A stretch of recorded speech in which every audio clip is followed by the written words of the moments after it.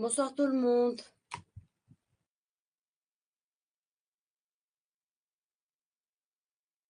Bonsoir tout le monde. Est-ce que quelqu'un peut me faire un feedback via micro pour me dire si je suis bien audible, s'il vous plaît?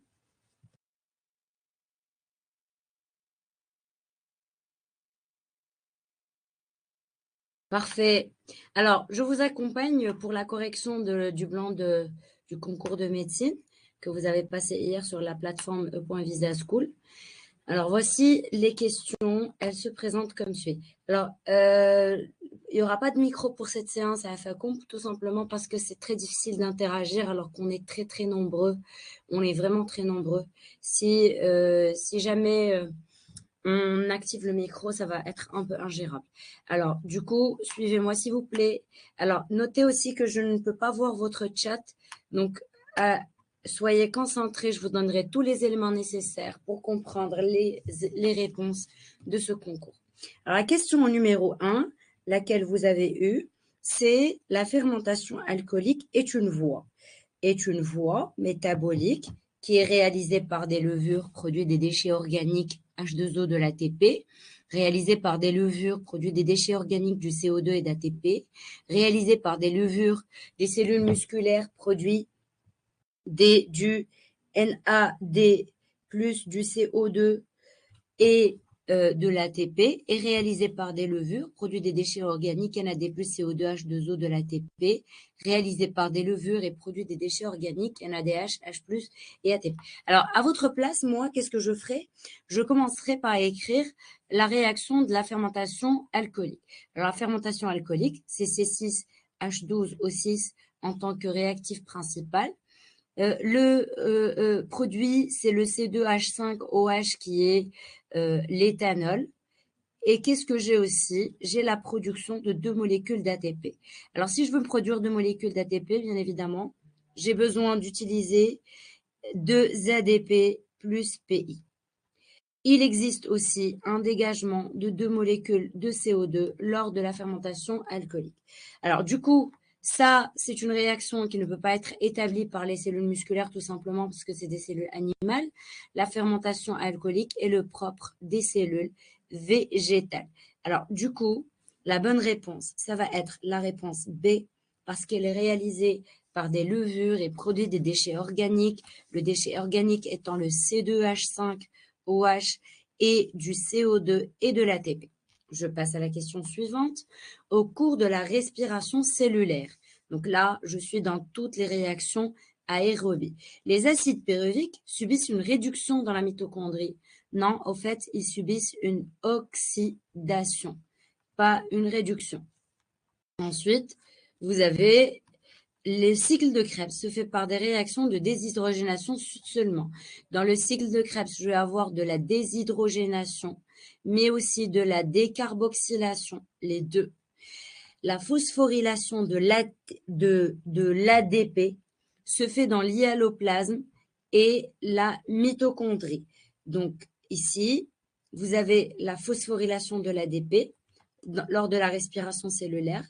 Elle se fait en effet au niveau de l'hyaloplasme et de la mitochondrie. Dans l'hyaloplasme, lors de la glycolyse, phosphorylation de l'ADP, et dans la mitochondrie lors des réactions de la phosphorylation oxydative. L'acétyl-CoA s'associe à un composé à 6 carbones. Non, l'acétyl-CoA s'associe à un composé à 4 carbones et il devient un composé à 6 carbones. Le retour des ions H+ vers la matrice permet la phosphorylation de l'ATP au niveau des sphères pédonculées. On ne phosphoryle pas l'ATP, on phosphoryle l'ADP.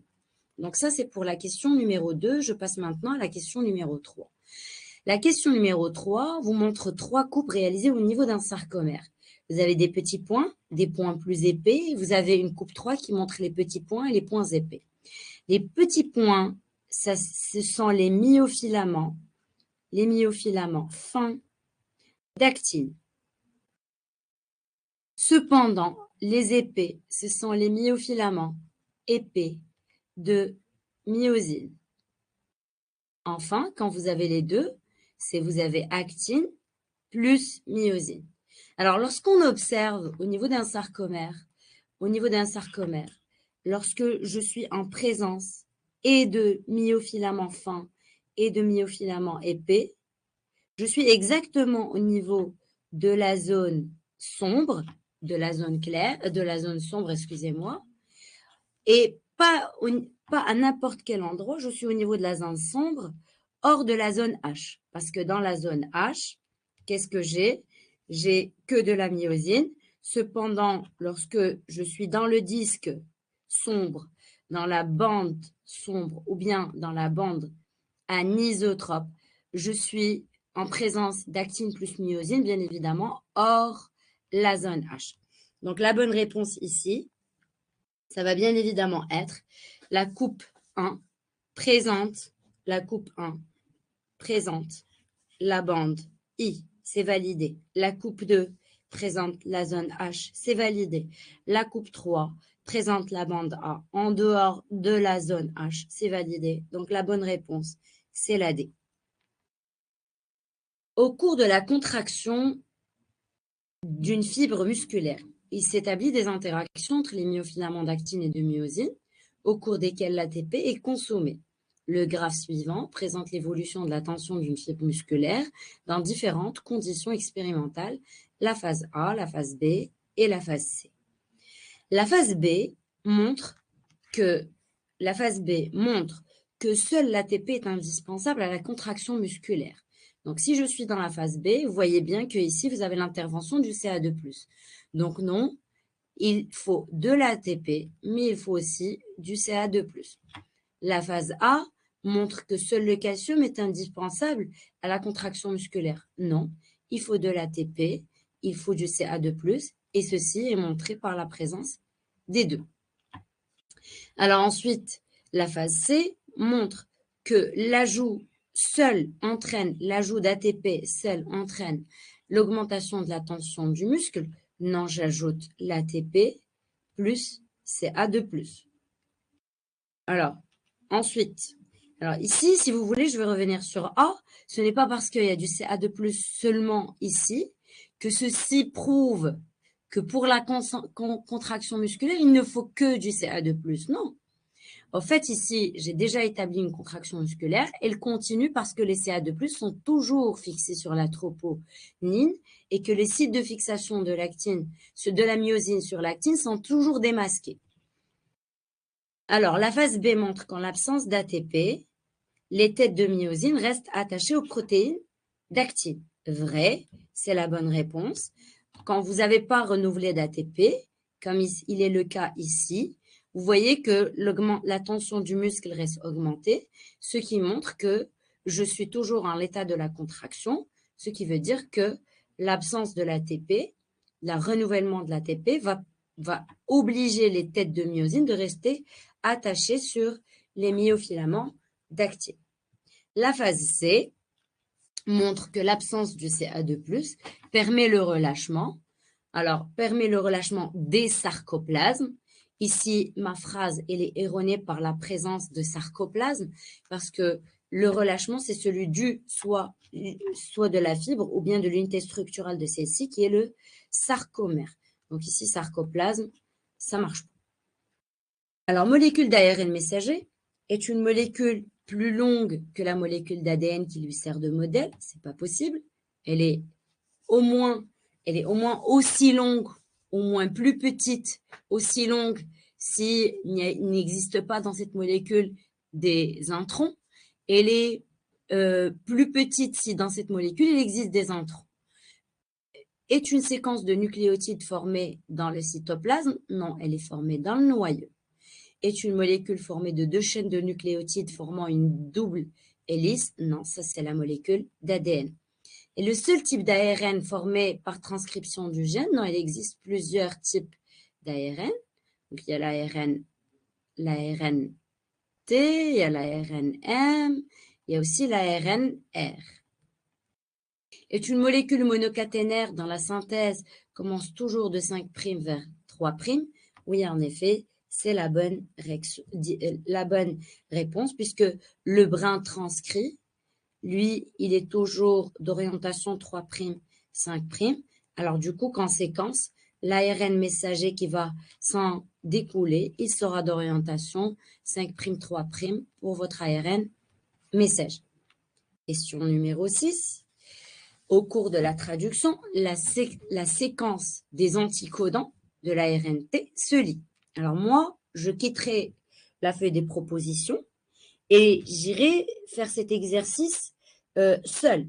Alors, comment je vais faire? Voici ma séquence de l'anticodant. Je sais que les codants, lui, sont complémentaires. Donc là, je vais avoir C, là, je vais avoir A, là, je vais avoir G, là, je vais avoir A, là, je vais avoir C, et là, je vais avoir U. Donc ça, c'est la séquence au niveau de mon ARN message. Donc, j'irai chercher cette séquence selon l'orientation, soit 3', 5', soit 5', 3'. Donc là, regardez, tous les 3', ici, le 3' commence par G, donc c'est erroné. J'ai un autre 3' qui commence par U, c'est erroné. Donc, je vais inverser. Je trouve 3' commence par C, il m'arrange. Je vais le laisser. Je vais aller voir si je peux annuler les autres. Ça va m'être plus facile. Il commence par A, donc il est annulé. Annulé. Il commence par C. Lui aussi, il m'arrange. Donc, comment est ma séquence? Dans le sens 3', 5', dans le sens 5', 3', et les UCA, et les, regardez, je suis en train de voir dans le sens 5', 3', et les U1, 2, 3, et les UCA, la voici, et les 4, 5, 6, et les GAC. GAC, donc ça, c'est la bonne réponse. Et là, vous voyez très bien que sur votre ARN messager, il y a un T ici, donc ça annule complètement la réponse. Donc la bonne réponse pour la question numéro 6, c'est le C. La figure ci-contre représente 2 fragments du gène codant pour la protéine de l'hémoglobine chez une personne normale et chez une personne ayant des hématies falciformes. L'anémie des hématies falciformes est causée par, alors, une mutation faux sens. Alors, regardez ce que j'ai ici comme mutation.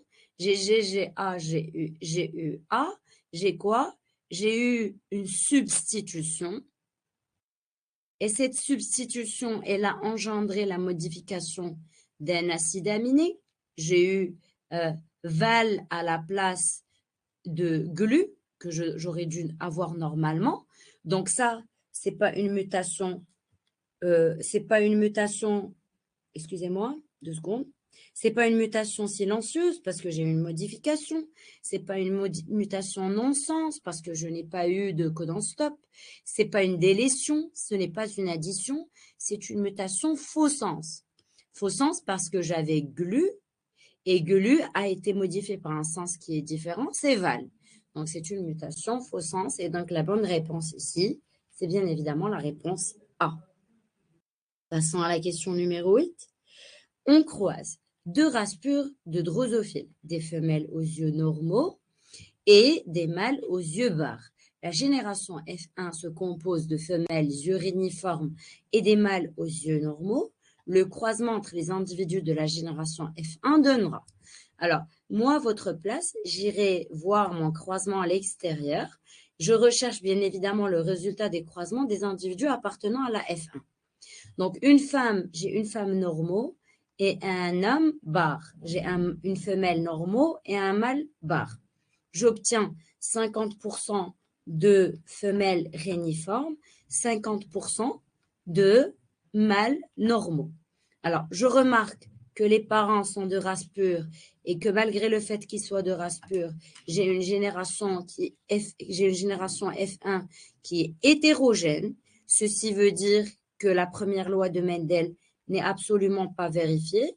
C'est une exception à cette première loi de Mendel. Donc, du coup, l'hérédité, elle est liée au sexe. Et puisque j'ai une transmission de mère en fils, donc j'ai mère en fils, forcément, c'est porté sur l'X. Donc, ensuite, je vais voir qui est dominant, qui est récessif. Je cherche toujours la dominance chez l'homozygote. Chez la drosophile, excusez-moi, pas l'homozygote, je voudrais dire l'homogamétique. Je cherche toujours la dominance chez l'homogamétique. Ici, chez la drosophile, tout le monde sait que c'est la femelle qui est homogamétique. Donc, du coup, c'est chez la femelle que je vais trouver la dominance. Ce que je trouve, c'est que la femelle présente un caractère intermédiaire. Donc, la femelle de F1 montre un phénotype intermédiaire. Un phénotype intermédiaire, ce qui veut dire que je suis dans le cas d'une codominance. Alors, du coup, regardez, je vais écrire ici grand N, ici grand B. Là, ça va NB, majuscule. Et là, ça va être normaux. Alors, je vais maintenant croiser entre les individus appartenant à la génération F1. Donc, F1 diali. Donc là, ça va être un mâle X normal Y. Et là, ça va être une femme X normal XB. Je vais croiser entre les individus de F1. Donc, elle dit F1, elle dit F1. Qu'est-ce que j'ai? J'ai une femelle NB de F1. J'ai un mâle qui est N de F1. La femelle, elle aura un génotype XN. Qu'est-ce que j'ai fait tout à l'heure? Je les ai écrits en haut, donc je vais continuer à écrire en haut. Il faut garder absolument la même annotation. XN, XB. Et là, j'ai XN, Y. Alors, bien sûr, la femelle, elle va donner deux types de gamètes, 1,5 XN et XB pour 1,5. Et le mâle, il va donner 1,5 XN, bien évidemment, et 1,5 Y. Alors, qu'est-ce que ça va donner dans mon échiquier du croisement? Là, c'est XN pour 1,5. Et là, c'est XB pour 1,5. Et là, j'ai X normal pour 1,5 et Y. Les génotypes, X normal. Donc, c'est une femelle normale à 25, à un quart des cas, donc à 25%. Là, c'est une femelle XN, XB dans le phénotype et NB à un quart des cas. Et là, j'ai un mâle XN, Y à un quart des cas, donc c'est un homme normal à un quart des cas. Et là, j'ai XBY, c'est un homme B à un quart des cas. Qu'est-ce que ça donne? Ça donne bien évidemment 25% de femelles normales, 25% de femelles NB, 25% de mâles N et 25% de mâles, donc là c'est des mâles, B. Donc je vais revenir vers mes propositions et je vais vérifier. En fait, j'ai obtenu 4 phénotypes. 2 phénotypes pour les femelles, l'une est normale, l'autre est réniforme. 2 phénotypes pour les mâles, normal et bar. Alors, cette réponse-là, bien évidemment, elle est proposée par la réponse numéro A de votre QCM. Je passe maintenant à la question numéro 9. Les jeunes E, F et G sont portés par les mêmes chromosomes. E, le croisement impliquant E et G, donne 5 recombinants, 5% des recombinants. Ceci veut dire que la distance entre E et G, elle est de 5 centimorganes. Tout simplement parce que 1% des recombinés correspond à 1 centimorgane. Ensuite, vous avez la distance entre E et F, elle correspond à 30 centimorganes. Et vous avez la distance entre F et G, elle correspond à 25 centimorganes. Alors, vous avez 2 cartes factorielles possibles. Dans un premier temps, et vous allez réfléchir laquelle est la bonne. Donc, E et G, donc ça c'est E et G à chaque fois. E et G, j'ai considéré qu'un carreau de ma représentation représente un seul carreau, représente 5 centimorganes. Donc, E et G, 5 centimorganes, il n'y a pas de souci. E et F, donc E et F, soit ça va représenter, alors soit je vais le mettre de ce côté, 1, 2, 3, donc ça va représenter ici, je vais mettre ici, on a dit qu'on a dit 30 centimorganes. On est 5 centimorganes. Soit je vais le représenter de ce côté-là, mon F, on aurait dit qu'on a dit 30, dans ce sens, 30 centimorganes. Cependant, je noyais le mail, on dit l'info que j'ai, c'est qu'entre F et G, il y a 25 centimorganes. Donc, je vais vérifier ici, 10, 20, 5. Donc, ça, c'est la bonne position. Si je prends la deuxième carte factorielle possible, Radil Rabi'nao, c'est une distance de 35 centimorganes.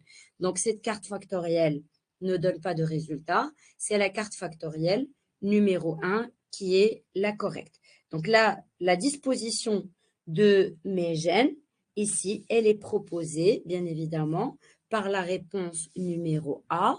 J'ai d'abord, c'est soit E, G, F, dans ce sens, ou là, dans l'autre sens, F, G, E. Donc la bonne réponse, c'est la réponse numéro A. L'ADN-C en génie génétique, c'est quoi? Est obtenu en utilisant des enzymes de restriction. Ça, c'est faux. Les enzymes de restriction sont utilisées pour couper les fragments d'ADN et obtenir des extrémités cohésives.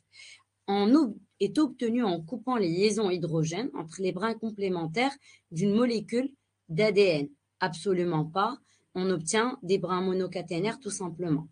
Comporte des parties codantes du gène uniquement. Comporte des parties codante du gène uniquement. Alors, on va la laisser. Je vous ai expliqué tout à l'heure pourquoi. Est obtenue en utilisant la transcriptase inverse et l'ARN polymérase. Oui, est obtenue en utilisant la transcriptase inverse. Ça, c'est juste. L'ARN polymérase n'est pas utilisée lors de la mise en place de l'ADN-C. Comporte des exons et des introns. Non, il comporte des exons seulement, mais pas des introns. Alors, pour expliquer, tout simplement, lorsque vous faites du génie génétique, non, je vais passer ici de ce côté-là, quand vous faites du génie génétique et que vous allez utiliser la méthode numéro 2 par laquelle, grâce à un ARN messager, vous allez faire une rétrotranscription et vous allez obtenir votre molécule d'ADN. Donc, elle dit que j'ai représenté ici en orange, c'est ma rétrotranscriptase. La rétrotranscriptase, qu'est-ce qu'elle fait? Elle met en place un ADN-C complémentaire, où l'ADN-C complémentaire lui-même va faire quoi? Va être polymérisé pour obtenir une molécule d'ADN complète que je vais pouvoir plus tard utiliser en génie génétique. Alors, vous savez très bien que le choix de cet ARN messager va se faire au niveau du cytoplasme. Je vais aller le prendre au niveau du cytoplasme. Et les ARN messagers qui sont au niveau du cytoplasme sont des ARN matures. Si c'est des ARN matures, ça veut dire qu'ils ont déjà subi le phénomène de l'épissage. Le phénomène de l'épissage est le phénomène par lequel je vais prendre un ARN qui est dit pré-messager et je vais éliminer les parties non codantes qui s'appellent les introns et je vais garder les parties codantes. Donc, nous allons l'ARN plus tard. Cet ARN, c'est un ARN mature et il ne comporte que les parties codantes qui s'appellent les exons. Donc, l'ARN messager, en effet, que j'utilise en génie génétique est un ARN messager mature, donc il comporte que les parties codantes uniquement. Question numéro 11. Alors, pour la question numéro 11, qu'est-ce que j'ai? J'ai le document ci-contre montre le karyotype d'un fœtus qui présente une anomalie chromosomique, indiquée parmi les hypothèses celle qui est la plus plausible pour expliquer cette anomalie. Alors, si vous voyez avec moi, cet individu souffre d'un triplo 18. Donc, il a 3 chromosomes 18. Alors, probabilité numéro 1, c'est qu'il a reçu un gamète mâle normal avec un gamète femelle anormal, ou bien c'est qu'il a reçu un gamète mâle anormal avec un gamète mâle, avec un gamète femelle qui est normal. Les gamètes anormaux les gamètes qui sont dits anormaux, je les obtiens comment? Je les obtiens par une ségrégation anormale, soit lors de l'anaphase 1, soit lors de l'anaphase 2. Donc, je vais mettre devant moi, c'est la probabilité 1 ou la probabilité 2, à condition que cette ségrégation normale soit faite lors de l'anaphase 1 ou bien l'anaphase 2. Donc, la première proposition, anomalie provenant d'un spermatozoïde anormal, messienne, qui résulte d'une erreur lors de l'anaphase. S'il n'y a pas un, il n'y a pas deux, ça veut dire que c'est une mitose. Et donc, lors de la mitose, il n'y a pas formation de gamètes. Donc, ça, c'est une réponse qui est annulée. Anomalie provenant d'un ovocyte, donc gamète femelle, anormal, mzian, qui résulte d'une erreur lors de la prophase 1. Faux, pas d'erreur lors de la prophase 1. Les erreurs sont lors de l'anaphase 1 ou bien l'anaphase 2. Anomalie provenant d'une erreur lors de la fécondation d'un ovocyte normal, mzian, pas de problème, par un spermatozoïde normal. Si c'est un normal, il n'y aura pas de triple 18, il y aura une paire de chromosomes 18, tout simplement. Donc ça, c'est pas des X, ça, c'est des chromosomes numéro 18. Anomalie provenant d'un spermatozoïde anormal, mzian, qui résulte d'une erreur lors de l'anaphase de je prends, fécondant un gamète femelle normal. Pour moi, cette réponse est bien évidemment la réponse qui est juste. Alors, la réponse D est la réponse juste.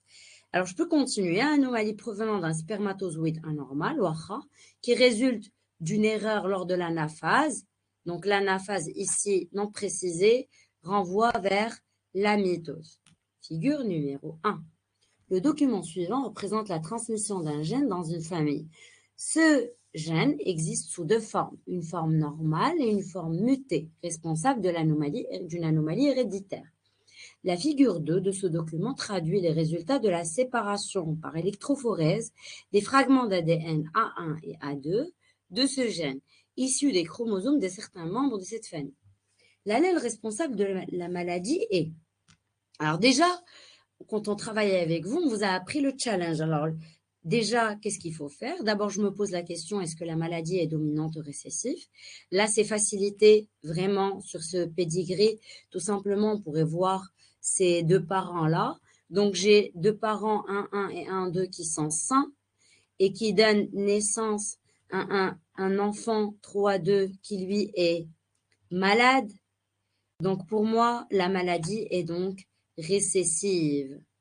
Alors, ensuite, je me pose la question, est-ce que la maladie est autosomale ou bien elle est gonosomale?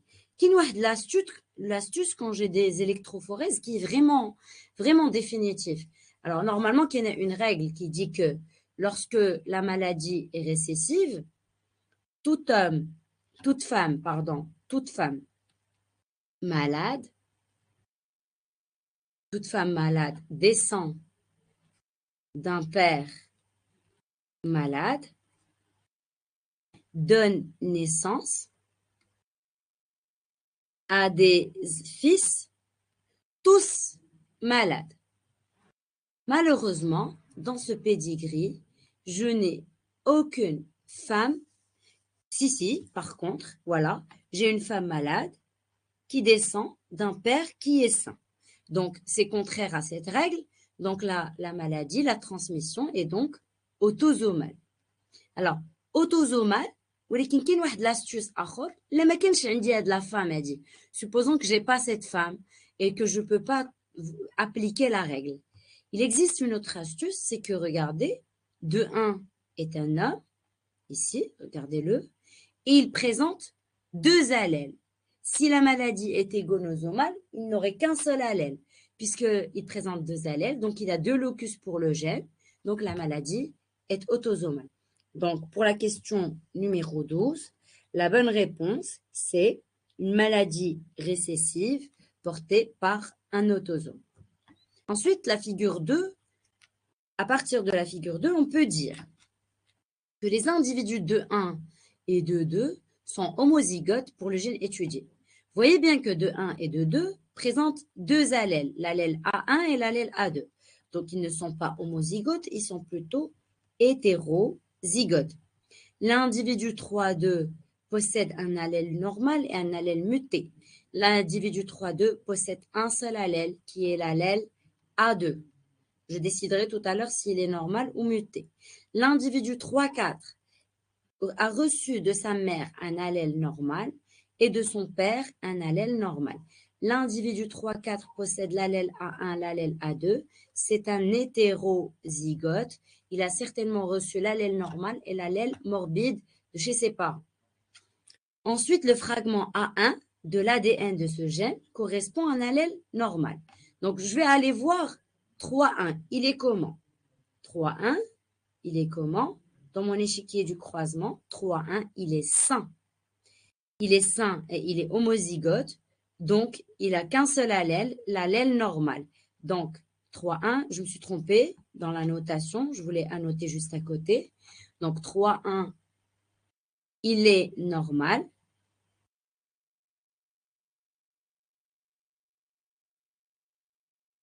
C'est moi. 3,1.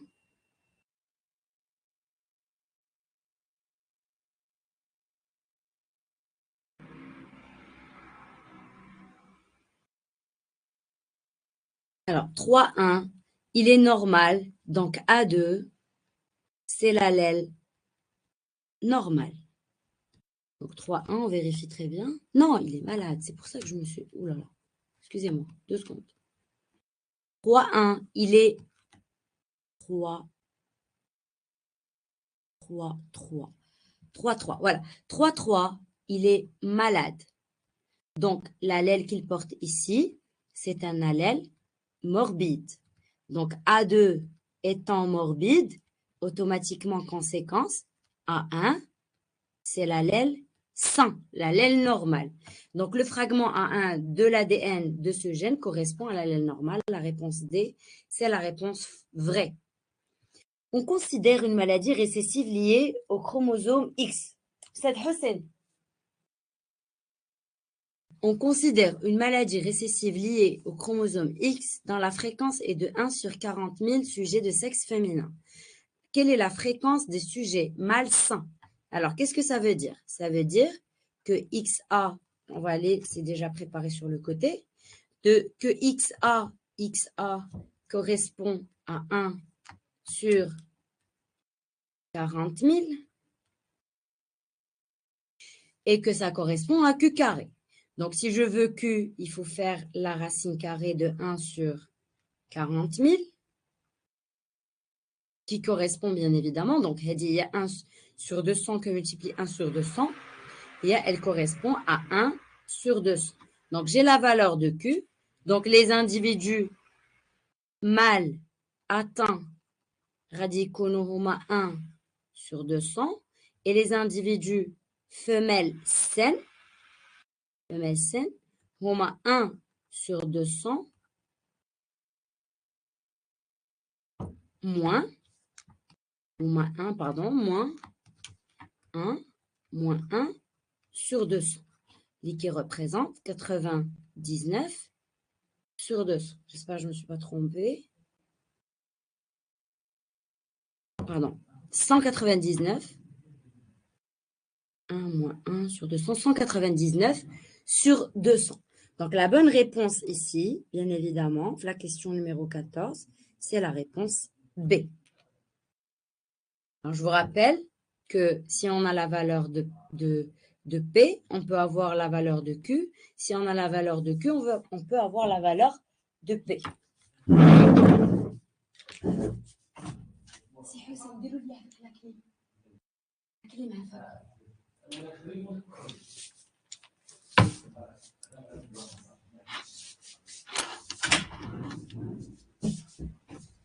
On avance. Alors, à propos de la maladie de Turner. La maladie de Turner est un syndrome qui touche bien évidemment les femmes. Pourquoi? Parce que les individus ayant le syndrome de Turner, ils ont un seul chromosome X, donc ce sont des femelles. Donc la formule chromosomique ne peut être qu'une femme. La formule chromosomique est donc de 2n-1. J'ai 44 autosomes, il n'y a pas de souci, plus un seul gonosome qui est le gonosome X. Les cellules de la personne atteinte sont à 2n. Non, elles sont à 2n-1. Le syndrome touche les hommes et les femmes. Non, il touche les femmes seulement. Le syndrome touche les hommes uniquement. Il touche les femmes seulement. Les cellules de la personne atteinte sont à 2n plus 1. Non, ils sont à 2n-1. Les cellules de la personne atteinte sont à 2N-1, oui, 44 autosomes plus un gonosome. La bonne réponse, c'est la réponse E. La dérive génétique a lieu plus particulièrement lorsque les populations sont grandes. Non, lorsque les populations sont petites. Et le facteur principal de l'évolution? Non. Il existe plusieurs autres facteurs. Non. La sélection naturelle, la migration, ou bien aussi les mutations. Est une modification aléatoire de la fréquence allélique au sein d'une population? Oui. Alors, le schéma qui explique la dérive génétique est ce fameux schéma où j'ai une fluctuation de ma fréquence allélique entre 0 et 1. C'est un phénomène qui finit par la fixation d'un allèle ou bien qui finit par son élimination. Permet la fixation de phénotypes qui confèrent des avantages dans un environnement donné, pas forcément, et a un effet négligeable sur les petites populations, au contraire, un grand effet sur les populations de petit volume. Question numéro 17. La figure ci-contre montre une réponse, une étape cruciale de la réponse immunitaire spécifique. La cellule 1, c'est quoi? C'est une CPA, c'est une cellule présentatrice d'antigènes. La cellule 2, elle est ici. La cellule 2 est capable de faire une liaison avec le CMH2. Et c'est une cellule qui s'auto-active. Donc, c'est un lymphocyte T4. Ensuite, la cellule 3 est une cellule qui a un TCR, donc c'est certainement un lymphocyte T, qui reçoit l'interleukine 2 de la cellule 2, qui reçoit de l'interleukine 1 de la CPA, donc c'est une T8. Donc, je sais que la 1, c'est une CPA, que la 3, c'est une T8 et que la 2, c'est une T4. Ici, donc, la bonne réponse, on va vérifier. Cellule 1, c'est une cellule présentatrice d'antigène DNA.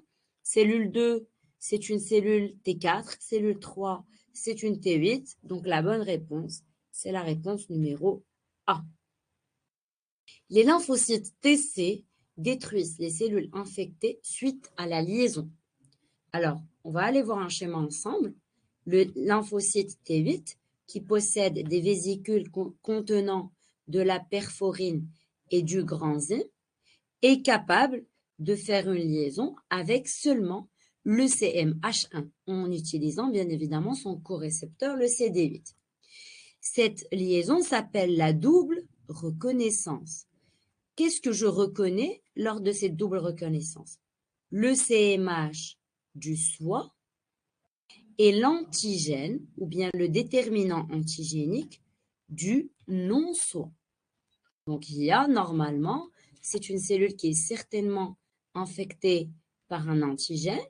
Qu'est-ce qu'elle fait? Elle l'expose au-dessus de son CMH1. Donc, la lymphocyte T8 doit pouvoir faire une reconnaissance avec le CMH1 du soi et l'antigène du non-soi. Donc, je vais revenir. Les lymphocytes TC pour la réponse. Récepteur T et le marqueur CD4? Non, pas de marqueur CD4. J'ai un marqueur qui va participer, c'est le CD8. Le récepteur T et le marqueur CD8 avec l'antigène représenté sur le CMH2. Non, il doit être représenté par le CMH1. Le T, le CD4, je ne continue pas. La T8, elle travaille avec le CD8. Le T et le marqueur CD8 et l'antigène présenté par le CMH1, la bonne réponse c'est D, directement entre le récepteur et l'antigène. Absolument pas, on a absolument besoin d'utiliser le CMH. La question numéro 19. Alors, dans cette question, vous avez une expérience. Alors, qu'est-ce qu'on a dans cette expérience? Nous avons le sérum à notre disposition. Donc, je vous rappelle que le sérum, il contient des anticorps. Le sérum prélevé sur un cobaye ayant reçu 15 jours plus tôt une injection d'anatoxine diphtérique. Ça veut dire que là, j'ai le sérum d'un cobaye qui est immunisé contre la diphtérie et non pas contre le tétanos. la diphtérie. Donc, ces anticorps anti-diphtérie. Méziane. Première expérience, qu'est-ce qu'on me dit? On va prendre le contenu du sérum, on l'injecte à un rat numéro 1, on lui met la toxine. Donc, je vous rappelle que la toxine, c'est létal, ça tue. La toxine, c'est virulent. Et l'anatoxine, c'est affaibli. Donc, l'anatoxine, elle a son caractère immunogène. C'est un antigène qui a gardé son caractère immunogène et qui a perdu son caractère pathogène.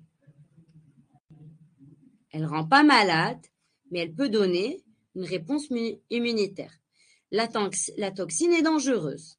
Alors, quand je donne l'injection de mon sérum qui contient les anticorps antidiphthériques, j'injecte la toxine qui est méchante diphtérique, le rat il survit. Je dis que ce rat est immunisé grâce au sérum. Et donc, Hedi, c'est une expérience dite témoin. Je prouve que le sérum contient des anticorps antidiphtériques et que si je lui mets la toxine, il va survivre. Deuxième expérience. La deuxième expérience, qu'est-ce que j'ai fait? J'ai pris un filtre, une membrane, et sur cette membrane, qu'est-ce que j'ai fixé? De l'anatoxine diphtérique, fixée sur des particules de poudre. Donc, vous imaginez que si ici je mets cette membrane et que je verse le sérum, si j'ai des anatoxines diphtériques, les anticorps, ils vont se lier. Ils vont se lier avec les anatoxines. Pourquoi? Parce qu'ils sont spécifiques contre cette anatoxine. Le filtrat que je vais obtenir, il est sans anticorps. Ils se sont déjà fixés. Du coup, j'injecte le sérum, j'injecte la toxine diphtérique, j'ai la mort du rat ou du cobaye. Pourquoi? Parce que les anticorps, ils se sont fixés sur l'anatoxine diphtérique. Ensuite, troisième expérience, qu'est-ce que j'ai? J'ai des particules de poudre sans anatoxine. Donc, mardi, je suis à fixation. Je vais réussir au filtrat d'obtenir mes anticorps antidiphtériques. Et du coup, j'injecte le sérum, j'injecte la toxine, il va survivre sans aucun problème. Dernière expérience. Cette fois-ci, l'anatoxine tétanique, mais chidiphtérique, est fixée sur une poudre. Et je la mets ici. Je verse le sérum. Les anticorps antidiphtériques, vont passer sans aucun problème. Elle lèche. Parce que la membrane, elle contient des toxines antitétaniques. Et les anticorps antidiphtériques ne sont pas spécifiques à l'antigène tétanique. Alors, du coup, quelle est la bonne réponse? Donc, il va survivre. Le sérum prélevé sur le cobaye contient des anticorps et des lymphocytes. Non, il contient que des anticorps. Le cobaye 3 survit grâce à la présence dans le filtrat d'anticorps diphtériques. Donc, le filtrat du cobaye numéro 3, il est où le cobaye numéro 3? Il contient des anticorps diphtériques, ils sont passés, la membrane, elle est sans anatoxine, donc elle a laissé passer les anticorps. Donc oui, c'est la bonne réponse. Le cobaye 2 est mort à cause de la présence de particules de poudre et d'anatoxine diphtérique dans le filtrat qui lui a été injecté. Le filtrat ne laisse ni passer ni la poudre ni l'anatoxine.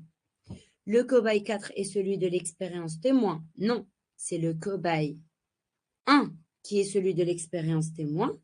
Enfin, le cobaye 1 survit grâce à son immunisation 15 jours plus tôt, mais pas contre le tétanos, mais contre la diphtérie. Question numéro 20. Les anticorps sont des molécules qui interviennent dans la réponse inflammatoire. Non, ils sont spécifiques à la réponse spécifique. S'associe avec l'antigène et active la voie alterne du complément. Alors, lorsqu'ils s'associent avec l'antigène, ils n'activent pas la voie alterne, ils activent la voie classique. Et je pourrais vous rappeler la différence entre la voie alterne et la voie classique. La voie alterne, elle se fait lors de la réponse inflammatoire, tout simplement par activation des facteurs de complément de C3 à C9. Au-dessus de mon antigène, je vais avoir la formation du complexe d'attaque membranaire. Comment cela? Le C3 va se diviser en C3A et en C3B. Le C3A fait une vasodilatation, une attraction et une diapédèse. Le C3B fait une opsonisation. Ça veut dire qu'il facilite la phagocytose. Ensuite, le C5 se clive en C5A et en C5B. Le C5A, il fait vasodilatation, attraction, diapédèse. Le C5B active le C6, le 7, le 8, les 9. Et qu'est-ce que ça donne? Ça donne la formation C6, C7, C8, C9 du complexe d'attaque membranaire qui laisse passer l'eau et donne un choc osmotique. Cependant, la voie classique, comment elle se fait? Par fixation de l'anticorps, après fixation de l'anticorps et de l'antigène. Il s'agit de la formation du complexe immun. Alors, cette fixation permet la fixation du facteur du complément C1. C1 va activer le clivage de C3 à C3A, C3B, toujours C3A, vasodilatation, attraction, diapédèse, C3B, opsonisation.